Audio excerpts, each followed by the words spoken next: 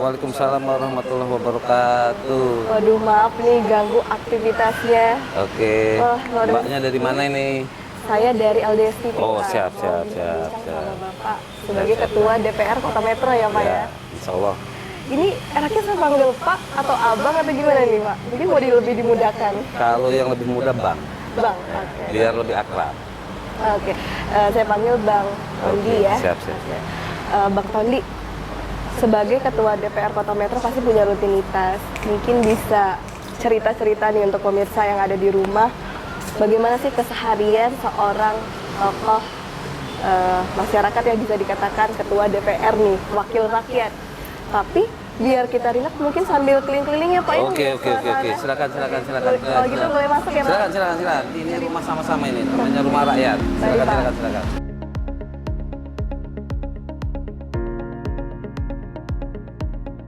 Selamat datang Mbak Sawah. Inilah gedung DPRD Kota Metro.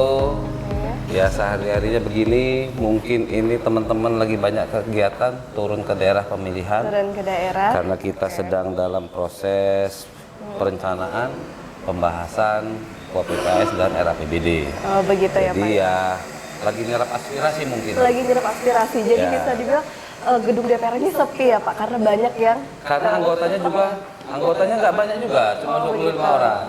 Nanti silakan kalau sebelah sana ruangan komisi, ada ruang komisi. ya dan sana ruangan wakil-wakil ketua. Oke. Kebetulan ruangan kita ada di atas. Silakan Mbak Sawah, apa yang mau dilihat, apa yang mau ditanyakan? Di kanan saya ini menarik nih, apa nih Pak? Oh. Kalau kita lihat. Ya. Silakan. Ini pojok UMKM. Ini ada ceritanya nggak nih Pak? Dinamain pojok UMKM. Ya, pojok UMKM ini salah satu program pemerintah Kota Metro yang punya slogan atau inovasi Metro Bangga Beli. Jadi kita dan bahkan semua mungkin OPD yang ada di Metro menyiapkan tempat ruangan berupa pojok UMKM ini yang isinya ya sebagian besar ini adalah produk-produk dari UMKM yang ada di Kota Metro. Oh, seperti itu. Ya, mulai dari tapis, itu batik, mungkin ada batik ciprat, terus ada beberapa makanan-makanan yang ini ya mungkin tidak bisa mewakili semuanya, tapi ya sebagian besar sudah adalah di sini. Oh, seperti itu. Dan kita mempromosikan lah produk masyarakat Kota Metro. Keren-keren. Jadi ini bisa dibilang produk-produk hasil kreativitas masyarakat Kota Metro. Tapi Bang Tondi, saya nggak mau cerita yang nggak mau ngobrol serius deh. Hari ini ketemu Bang Tondi, pengen tahu historisnya seorang ketua DPRD Kota Metro. Siap. Tapi sebelum saya tanya itu, tadi belum dijawab Bang Tondi. Gimana nih kesehariannya dari pagi sampai malam? Ketua DPRD itu sibuk banget gak sih? Ya, alhamdulillah saya diamanahkan oleh partai menjadi Ketua DPRD Kota Metro dari Partai Golkar. Kesehariannya kita memang hari kerja itu sebetulnya 1 kali 24 jam. 24 Jadi jam. tidak ada waktu, karena kalau di kantor ya kita tetap ketemu sama konstituen, ketemu sama masyarakat, ketemu juga sama dinas-dinas, dan tidak hanya di kantor, bisa juga di rumah atau mungkin di tempat-tempat tertentu. Jadi keseharian kita ini ya dari pagi sampai pagi. Dari pagi sampai pagi. Dari pagi sampai pagi. Mudah-mudahan ya bisa bermanfaat lah tujuan kita. Ya pagi kadang sudah terima tamu, baru ke kantor jam-jam 9, sudah ke kantor. Biasanya juga sudah ada yang nunggu. Kalau nggak ada rapat-rapat internal ataupun rapat dengan eksekutif. Oh begitu. Kemudian ya seperti itulah. Seperti itu. Jadi keren Kadang banget. pulang sudah maghrib lebih, ya kan ya. Jadi energinya tuh nggak pernah habis ya. Insya Allah karena kita ikhlas saja. Iya, kan untuk itu. masyarakat. Siap. Nah, pasti kan ada prosesnya nih Pak untuk akhirnya menjadi ketua DPR. Saya pengen tahu gimana sih masa kecil Pak Tondi saat itu gimana Pak? Lahir di mana? Saya alhamdulillah lahir di Kota Metro. SD di Kota Metro, SMP di Kota Metro. SD-nya SD Teladan, TK-nya TK Pertiwi Teladan, SMP-nya SMP Negeri 1 Metro. Kemudian SMA, kebetulan kita di SMA 2 Tanjung Karang. Kuliahnya baru meloncat ke Jogja. Ke Jogja. Jadi asli orang Metro. Orang Metro, lahir di Metro lah. Mudah-mudahan bisa membanggakan orang Metro lah. Orang apa yang Metro, kita amin amin. laksanakan. Sudah membanggakan. Ya, dan kita merasa mencintai dan memiliki masyarakat Kota Metro. Insya Allah lah. Masa kecilnya tuh gimana nih Pak? Ada nggak kenangan atau cerita yang kalau dikenangkan, aduh, itu Wah. lucu? Kalau masa kecil itu sebetulnya ya mungkin sama lah dengan ya pada umumnya anak-anak pada usia itu dulu. Ya itu.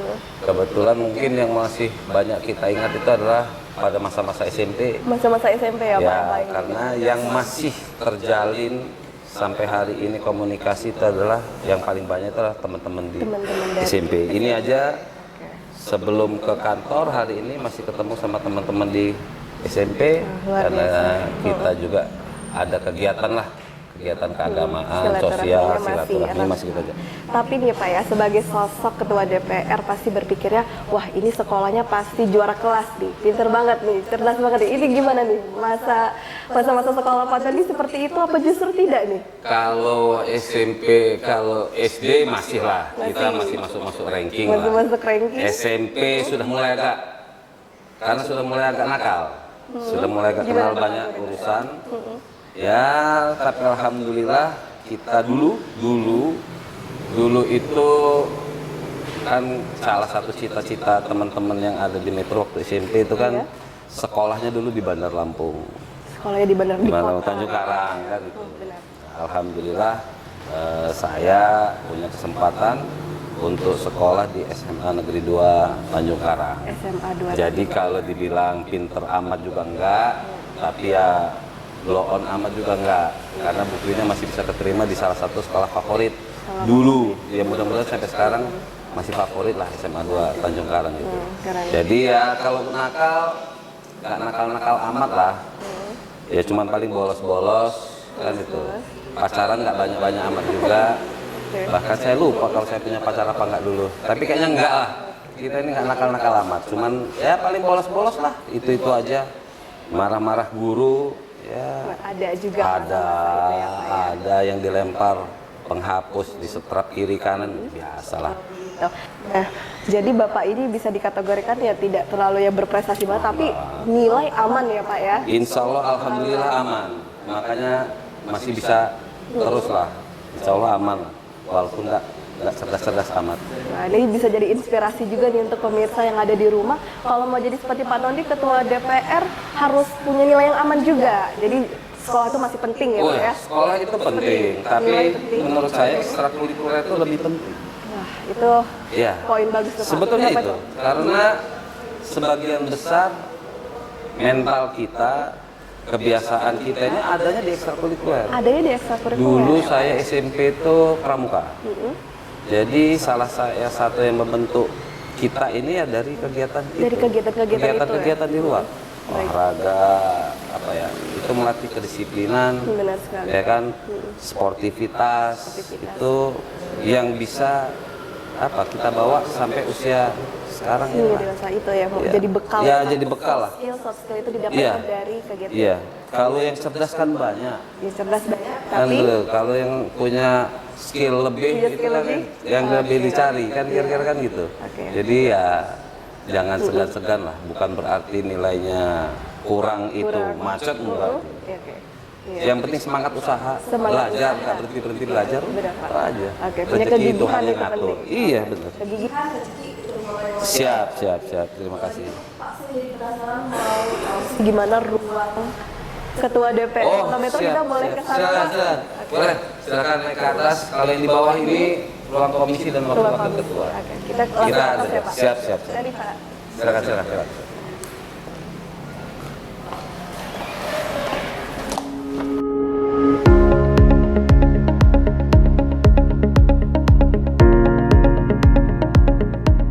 Itu ruang rapat paripurna DPRD, kemudian ini lobby, Lobby yang ada kita di ikut sini. paripurna.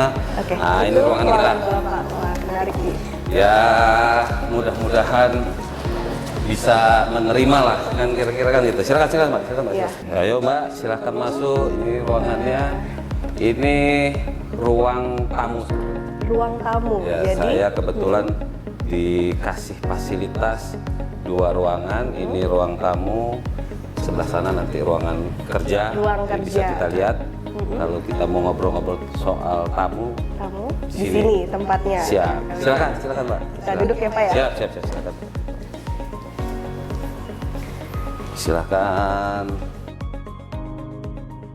Wah, Pak Tondi, ini sekarang kita sudah berada di ruang Ketua DPR Kota Metro Iya. ya, Pak. Ini kalau saya lihat suasananya nyaman sekali, Pak. Kursinya, kemudian suhunya ini adem. Ini pasti banyak yang betah di sini, Pak, tamu-tamunya. Ya, ini ruang tamu sebetulnya. Ruang tamu. Ruang tamu kami, bukan hanya ruang tamu saya sebetulnya. Ini bisa kita pakai untuk ruang tamu semua lah.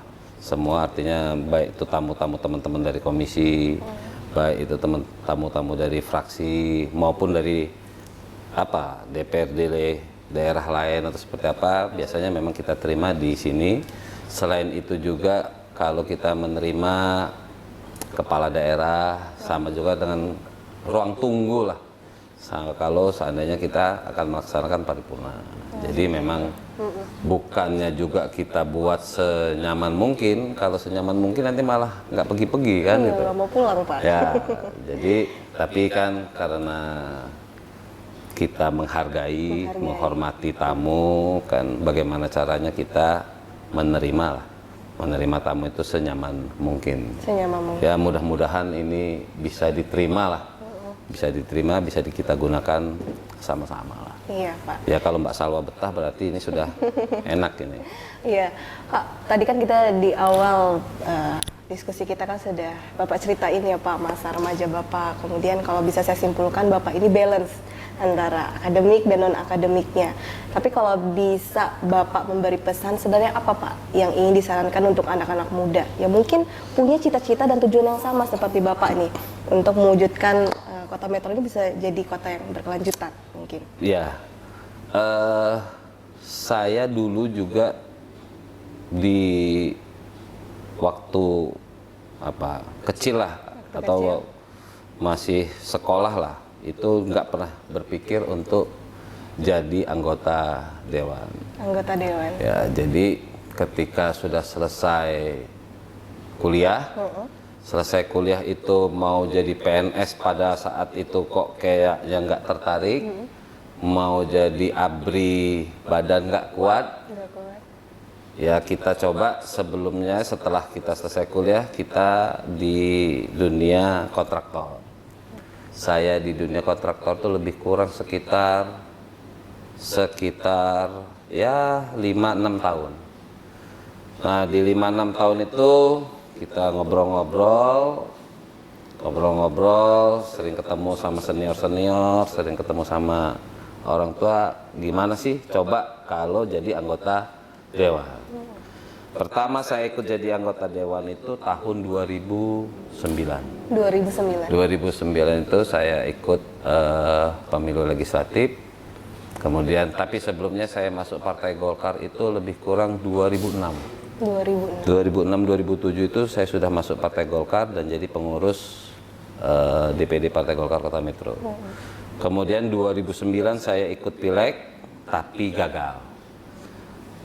Tapi saya lihat gagal itu ya memang mungkin harus diterima dulu.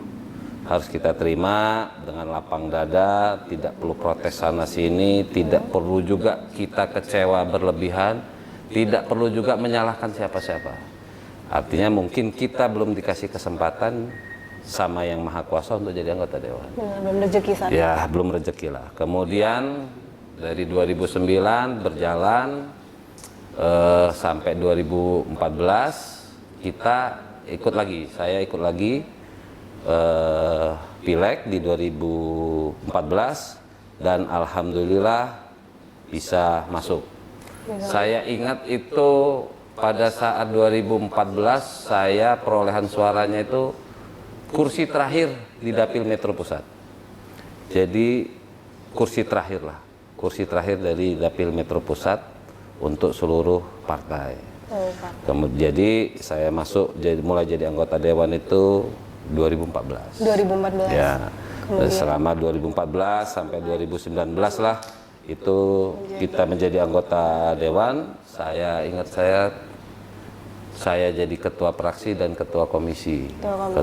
Ketua komisi 2. Jadi sampai 2019, kemudian ikut lagi pileg 2019 sampai 2024. Nah, sampai hari ini 2019 sampai 2022 ini alhamdulillah sudah kita jalanin, dan saya dipercaya partai untuk menjadi ketua DPRD Kota Metro. Baik, tapi sebelum itu Pak ya, momen di mana Pak yang akhirnya terpikir, baik jadi ketua DPR atau masuk anggota DPR, pasti ada momen yang akhirnya melahirkan itu. Apa memang Bapak punya kecintaan sama politik? Motivasi apa yang ada saat itu?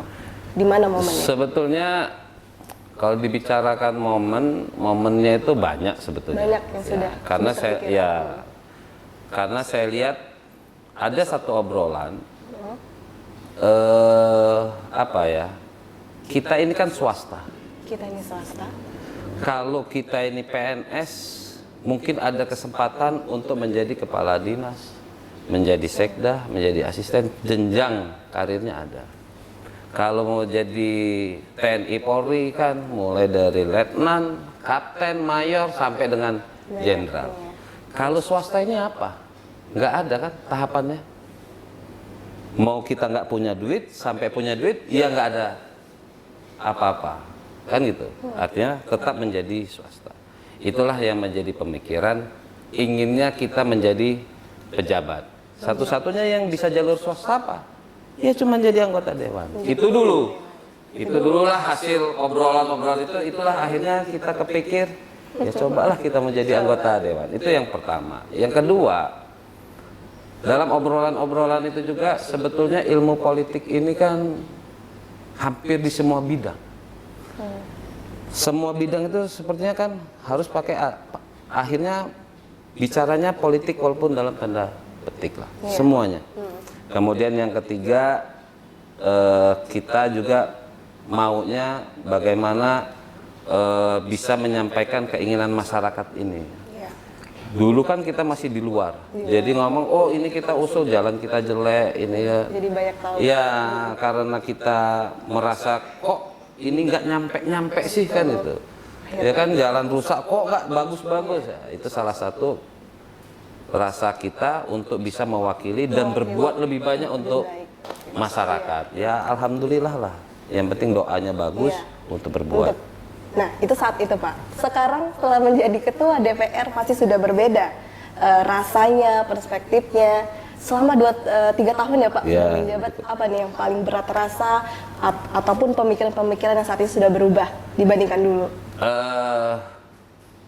Pasti banyak berubah lah. Banyak berubah. Pada di periode yang kedua saya ini kan tadi sudah saya sampaikan diberi amanah oleh partai, dan itu terasa memang berat. Berat itu ketika kita menjadi ketua DPRD itu artinya beban itu ada di kita semua.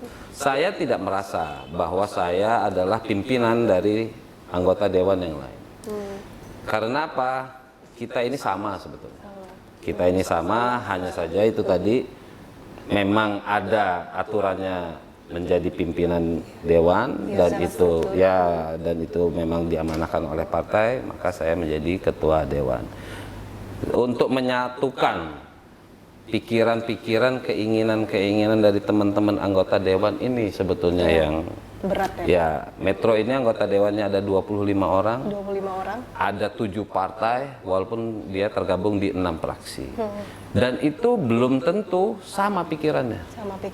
Belum tentu sama pikirannya. Nah, tugas saya lebih kurang seperti apa ya? Tukang pos lah.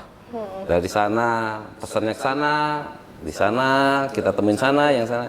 Ya mudah-mudahan prosesnya kalau kata orang Jakarta itu lobby. Oke.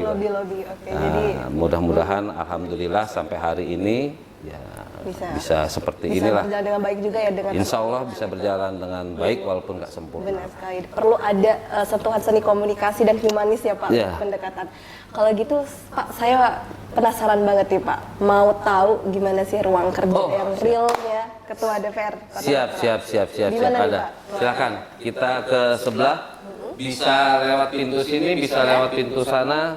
Kita sengaja kasih banyak pintu. Oke, kita lihat sini ya Pak. Oh siap. Silakan Mas Salwa. Silakan.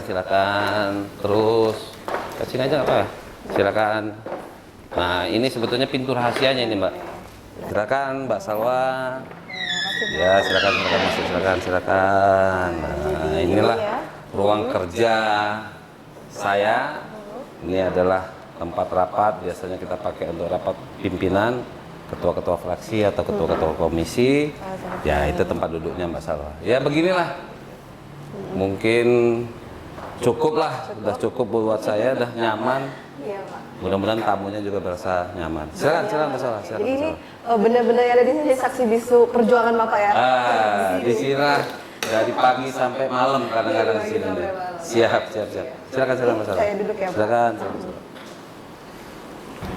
Pak Tondi, sebagai Ketua DPR Kota Metro dari tahun 2019 ya Iya. Pak, hingga tahun 2024. Kita berpikir ke depannya Pak, setelah tahun 2024 ada rencana nggak Pak? Mau melanjutkan kembali ke dunia politik atau sudahlah pensiun dulu? Ada rencana pensiun? Kapan? Kalau ditanya ada apa tidak, kadang terbersit juga di pikiran ini kita untuk pensiun. Kenapa tuh Pak? Yang pertama apa ya, dalam posisi kita sudah jadi ketua DPRD ini adalah catatan jabatan tertinggi lah di tingkat kota, di tingkat kota metro atau di tingkat kota lah, DPRD kabupaten kota. Dan di situ kan kita sudah bisa introspeksi lah apa yang sudah kita lakukan, dan tidak semua juga apa yang kita inginkan itu bisa terlaksana. Jadi mungkin ada satu pemikiran, ya sudah mungkin harus gantian dengan yang lain kan gitu. Jadi kita ngasih kesempatan juga untuk yang lain bisa berbuat mudah-mudahan lebih baik dari kita kan itu. Ya semuanya ini untuk kota metro lah ya gitu. Tapi memang saya juga masih tetap berkeinginan untuk melanjutkan karir politik, tapi mungkin tidak di tingkat kabupaten kota lagi. Kita ada mungkin salah satunya sedang dalam pertimbangan kami ini mau mencalonkan untuk DPRD provinsi. Kenapa? Karena kota metro ini belum pernah ada yang mewakili warga kota metro ini menjadi anggota DPRD Provinsi Lampung. Sehingga rasanya perlu supaya apa aspirasi masyarakat kota metro ini yang tidak bisa diakomodir oleh pemerintah kota metro mungkin bisa diakomodir oleh pemerintah provinsi. Banyak juga infrastruktur yang memang ada di metro, tapi pengelolanya itu adalah pemerintah provinsi. Jadi banyak hal yang ada di kota metro ini yang perlu diselaraskan atau perlu dikenal, disampaikan juga di DPRD provinsi. Sampai hari ini kan walaupun metro ini satu dapil dengan Pringsewu dan Pesoaran, tapi yang asli orang metro itu belum ada yang mewakili di pemerintah DPRD provinsi. Ya mudah-mudahan berhasil, dan itu kalau direstui partai juga, kalau disetujui oleh partai, karena anggota dewan ini kan nggak ada yang independen. Anggota dewan ini harus melalui jalur partai. Ya, mudah-mudahan Partai Golkar bisa mengakomodir keinginan keinginan saya untuk mewakili masyarakat metro, kota metro di DPRD Provinsi Lampung. Baik, sebagai orang yang memang asli orang metro nih, pasti Bapak udah melihat nih perkembangannya dari masa ke masa. Kota metro ini gimana? Banyak sekali nggak Pak? Signifikan tidak perubahannya? Hari ini 2-3 tahun ini saya merasakan memang ada, kalau perubahan ada, pasti ada perubahan ya, pasti ada perubahan, tapi memang tidak seperti tahun-tahun sebelumnya. Kenapa? Karena memang metro ini kan banyak bergantung kepada anggaran atau dana transfer dari pemerintah pusat. Karena kita ini minim sekali pendapatan asli daerah. Kita nggak punya tambang, kita nggak punya sumber-sumber pendapatan asli. Hanya batas parkir, pajak, Jadi mengeluarkan PBB, pajak. cuma itu kan itu. Dan memang sejak 2020 APBD Kota Metro ini berkurang lebih kurang sekitar 2-300 miliar. Paling tidak 200 miliar sudah berkurangnya. Jadi terutama sejak Covid ya.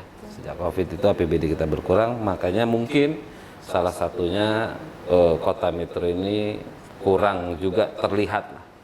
Hanya program-program, kegiatan-kegiatan yang memang dari tahun ke tahun. Mungkin istilahnya perbaikan jalan. Di antara itu kita juga beberapa kali sudah mendapatkan penghargaan dari pemerintah pusat, karena kita salah satunya PBI itu atau berobat gratis itu sudah sampai dengan 97% masyarakat sudah terakomodir.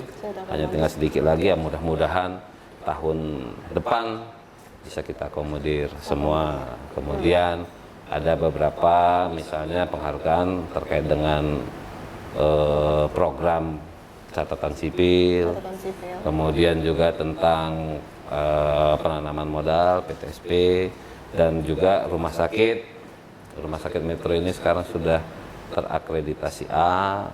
Jadi ya walaupun lambat, perlahan, tapi sudah ada perubahan. Ada perubahan dari masa ke masa. Sudah luar biasa. Sudah ada. Ya memang seperti itulah kondisi sekarang. Dan di samping kekurangan-kekurangan yang ada tadi kan sudah Bapak jelaskan ya, bahwa memang banyak sekali beberapa lah bisa kita katakan tidak hanya mengandalkan dari pajak dan lain-lain. Pasti ada Pak potensi-potensi yang sebenarnya kalau kita lihat itu bisa digali. Kalau Bapak nih sebagai Ketua DPR Kota Metro, kira-kira ada tidak potensi yang dimiliki oleh Kota Metro ini sebenarnya bisa nih, tapi belum saja dikembangkan? Sebetulnya beberapa teman-teman beberapa kali diskusi, kita ini kan kalau mau membangun Kota Metro ini sebetulnya harus bagaimana kita bisa menawarkan kepada investor-investor. Karena anggaran pemerintah ini nggak mungkin karena sudah habis, atau memang kita fokuskan untuk pelayanan masyarakat Kota Metro. Sebetulnya kan kita bisa lihat itu gimana Metro kan belum ada mall, baru supermarket, ya kan, bioskop aja nggak ada loh di Metro ini. Nah, itulah kita sudah pernah minta kepada pemerintah untuk menarik investor. Ya selain itu memang alhamdulillah Metro ini sudah terbuka juga lah. Sudah ada Starbucks, ya kan, sudah ada Misu, kan, sudah banyak lah, Hokben sudah ada kan itu. Walaupun 21 belum ada. Nah, jadi kita berharap sudah ada pembahasan 2-3 tahun ini. Kita menginginkan adanya investor lah yang masuk, baik dalam untuk pelayanan publik atau para wisata keluarga, ya mungkin seperti itulah, tempat-tempat main hiburan anak-anak. Iya, jadi perlu ada industri di situ sehingga bisa menggerakkan roda. Iya, karena kalau kita membebankan itu kepada APBD itu tidak akan berat. Makanya kita minta, apalagi kalau bisa dalam forum ini kita mengajak investor-investor untuk masuk ke Kota Metro lah. Kita jamin persyaratannya, proses administrasinya kita permudah semua. Benar sekali. Karena kalau dilihat ya Pak, Kota Metro ini feel-nya memang berbeda, sangat rapi, teratur, tinggal dimaksimalkan di hal itu ya Pak ya? Iya. Karena Metro ini kan sebetulnya kan kota lama. Dulu sebelum dipecah Metro ini adalah ibu kota Lampung Tengah, yang wilayahnya kota Metro, Kabupaten Lampung Tengah, Kabupaten Lampung Timur. Lampung Timur. Pusatnya adalah kota Metro. Tahun 99 dipecah, tapi ya intinya ibu kota Kabupaten Lampung Tengah dulu menjadi ibu kota Metro. Ya. Pak, sebagai penutup singkat saja, program yang tengah dijalankan apa nih Pak untuk kemajuan Kota Metro? Singkat saja. Kita masih menginginkan supaya kota Metro ini menjadi kota yang layak huni, yang layak anak, membuat nyaman. Karena semua indeks kita di Provinsi Lampung ini ya paling kalah naik dari kota Bandar Lampung. Ya. Mudah-mudahan bisa selalu tercapailah apa yang kita harapkan untuk kota Metro, kemajuan kota Metro. Baik, Pak Tondi, terima kasih Sama-sama. atas waktu dan kesempatannya. Sama-sama. Luar biasa, saya jadi mendapat inspirasi, Sama-sama. mendapat informasi dan pengetahuan juga dari perbincangan kita. Sama-sama Mbak Salah, sama-sama. Kalau gitu terima kasih ya Pak, saya Sama-sama. mau lanjutkan kembali. Oh, siap. Lihat-lihat Kota Metro. Siap, jangan lupa bakso Sony sudah ada, ya kan? Makanan sate Saleh sudah ada. Jadi kuliner Metro ini sampai Jakarta. Silakan. Terima kasih, silakan Mbak Salah. Terima kasih. Baik, DPRD akan terus selalu memperjuangkan keinginan masyarakat sesuai skala prioritas untuk mewujudkan Kota Metro menjadi kota berkelanjutan. Siap. Sampai jumpa di dialog khusus berikutnya.